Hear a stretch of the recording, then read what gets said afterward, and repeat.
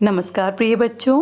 पिछली कक्षा में हमने चिट्ठियों के बारे में पढ़ा और हमने पढ़ा कि चिट्ठियों का महत्व वर्तमान युग में जब संचार के साधन इतने विकसित हो गए हैं तो भी आज भी उनका महत्व बना हुआ है। और हमने ये भी देखा कि चिट्ठियों को हर भाषा में कुछ अलग अलग नामों से जाना जाता है, जो आपको यह भी स्पष्ट कर देता है कि चाहे कोई भी भाषाभाषी व्यक्ति हो, चिट्ठियों का महत्व सभी के लिए है। चाहे वो अलग अलग भाषा बोलने वाले हों, अलग अलग प्रांतों के हों। मैं तो कहूँगी कि विश्व के किसी भी कोने में चले जाइए, हर व्यक्ति के लिए चिट्ठियों का अपना महत्व है। अब हम आगे से प्रारंभ करते हैं। ये देखिए, पिछली शताब्दी में पत्र लेखन ने कला का रूप ले लिया। डाक व्यवस्था के सुधार के साथ पत्रों को सही दिशा देने के लिए विशेष प्रयास किए गए। इसको आप अधोरेखांकित करेंगे कि पत्रों को एक विशेष दिशा देने के लिए कुछ प्रयास भी हुए हैं। और पत्र, मैंने जैसा आपको बताया, पत्र लिखना अपने आप में एक कला होती है। एक व्यक्ति पत्र में 2 बातें लिखेगा, लिखनी उसे 10 है, लिखेगा वो 2 ही। एक व्यक्ति है, सारी बातों को समाहित करते हुए पत्र लिखता है, उसका पत्र बहुत आकर्षक होता है। तो ये क्या हुआ, कला हुई ना। तो आगे देखिए, पत्र संस्कृति विकसित करने के लिए स्कूली पाठ्यक्रमों में पत्र लेखन का विषय भी शामिल किया गया है। और ये आप तो भली भांति जानते हैं कि पत्र लेखन हमें अपने पाठ्यक्रम में भी है और हम पत्र लिखते हैं। हाँ, बिल्कुल सही। जो प्रार्थना पत्र है वो भी तो पत्र लेखन है, और आपको मैं पत्र लेखन करवा भी रही हूँ। तो पत्र लेखन क्या है, स्कूली पाठ्यक्रम में भी शामिल किया गया है। भारत ही नहीं, दुनिया के कई देशों में ये प्रयास चले और विश्व डाक संघ ने अपनी ओर से भी काफ़ी प्रयास किए हैं। विश्व डाक संघ मतलब विश्व डाक संघ के द्वारा इस दिशा में बहुत प्रयास किए गए हैं। विश्व डाक संघ की ओर से 16 वर्ष से कम आयु वर्ग के बच्चों के लिए पत्र लेखन प्रतियोगिताएं आयोजित करने का सिलसिला सन 1972 से शुरू किया। यह सही है कि खासतौर पर बड़े शहरों और महानगरों में संचार साधनों के तेज विकास तथा अन्य कारणों से पत्रों की आवाजाही प्रभावित हुई है, पर देहाती दुनिया आज भी चिट्ठियों से ही चल रही है। मतलब चाहे जो बड़े बड़े महानगर हैं हमारे, वहाँ पत्रों का महत्व इतना ना रहा हो, वहाँ संचार के अन्य जो साधन है वो ज़्यादा विकसित हो गए होंगे, लेकिन जो देहाती दुनिया मतलब जो गांव है, वहाँ आज भी चिट्ठियों का महत्व बना हुआ है, क्योंकि वहाँ अन्य जो संचार के साधन हैं उनका इतना विकास नहीं हुआ है। फैक्स, ईमेल, टेलीफोन, मोबाइल ने चिट्ठियों की तेज़ी को रोका है, पर व्यापारिक डाक की संख्या लगातार बढ़ रही है। मतलब चाहे ये आधुनिक साधन कितने ही प्रगति कर जाएं, लेकिन फिर भी जो चिट्ठियों का महत्व है वो आज भी निर्विवाद है। तो जहाँ तक पत्रों का सवाल है, अगर आप बारीकी से उसकी तह में जाएं तो आपको ऐसा कोई नहीं मिलेगा जिसने कभी किसी को पत्र न लिखा हो या ना लिखाया हो, या पत्रों का बेसब्री से जिसने इंतज़ार न किया हो।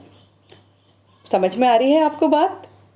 हम में से कोई ऐसा नहीं होगा जिसने लेटर ना लिखा हो, किसी से लिखवाया ना हो, या किसी के लेटर का इंतज़ार ना किया हो।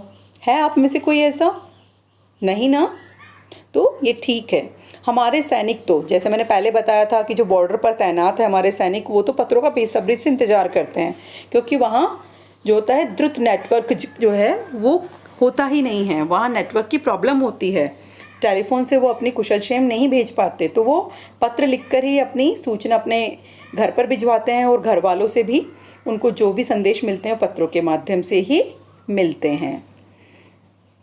ये देखिए, हमारे सैनिक तो पत्रों का जिस उत्सुकता से इंतज़ार करते हैं उसकी कोई मिसाल ही नहीं है। मिसाल होती है उदाहरण, उस चीज़ की कोई मिसाल ही नहीं है। एक दौर था जब लोग पत्रों का महीनों इंतजार करते थे, अब वह बात नहीं है। परिवहन मतलब उस समय परिवहन के साधन नहीं थे, तो पत्र बहुत टाइम में पहुंचते थे। लेकिन आजकल क्या हो गया है, परिवहन के साधनों के विकास ने दूरी बहुत घटा दी है। पहले लोगों के लिए संचार का इकलौता साधन क्या होता था, चिट्ठी ही थी, पर आज और भी साधन विकसित हो चुके हैं। ये तो आप सब लोग जानते हैं कि हम कितने साधनों से अपने बारे में जो बात है वो अपने घर वालों तक, या अपने जानने वालों तक, अपने रिश्तेदारों तक, अपने मित्रों तक पहुंचा सकते हैं। आज देश में ऐसे लोगों की कमी नहीं जो अपने पुरखों की चिट्ठियों को सहेज और संजोकर विरासत के रूप में रखे हुए हैं, या फिर बड़े बड़े लेखक, पत्रकारों, उद्यमी, कवि, प्रशंसकों प्रशासक, सन्यासी या किसान, इनकी पत्र रचनाएं अपने आप में अनुसंधान का विषय है। मतलब जो पत्र हैं इनको सहेज करके भी रखा जाता है, मतलब एक बुक के रूप में भी हम इनको रख सकते हैं। जो बड़े बड़े व्यक्ति थे जिन्होंने किसी व्यक्ति विशेष को, किसी को पत्र लिखे, वो हमारे लिए एक दस्तावेज का भी काम करते हैं, वो हमें कुछ सीख भी देते हैं। तो ये भी पत्रों का महत्व है और ये पत्र आज भी अनुसंधान मतलब खोज का विषय बने हुए हैं।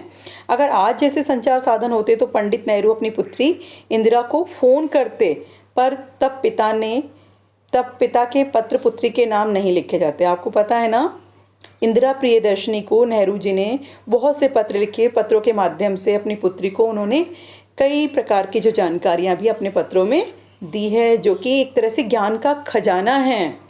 और वो पत्र आज भी आप जाएंगे तो बहुत से जो म्यूज़ियम होते हैं, संग्रहालय, वहाँ सुरक्षित हैं। ऐसे ही महात्मा गांधी के पत्र भी संग्रहालय में सुरक्षित मिलेंगे आपको,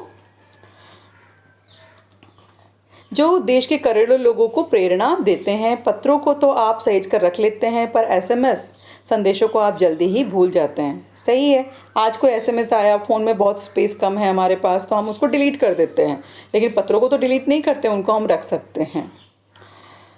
कितने संदेशों को आप सहेज कर रख सकते हैं? बिल्कुल सही, तमाम महान हस्तियों की तो सबसे बड़ी यादगार या धरोहर उनके द्वारा लिखे गए पत्र ही हैं। भारत में इस श्रेणी में राष्ट्रपिता महात्मा गांधी को सबसे आगे रखा जा सकता है।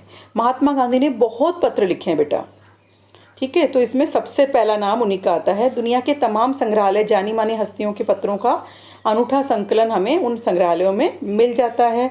तमाम पत्र देश काल और समाज को जानने समझने का असली पैमाना है। भारत में आज़ादी के पहले महासंग्राम के दिनों में जो कुछ अंग्रेज अफसरों ने अपने परिवारजनों को पत्र में लिखे, वे आगे चल कर के बहुत महत्व की जो पुस्तक है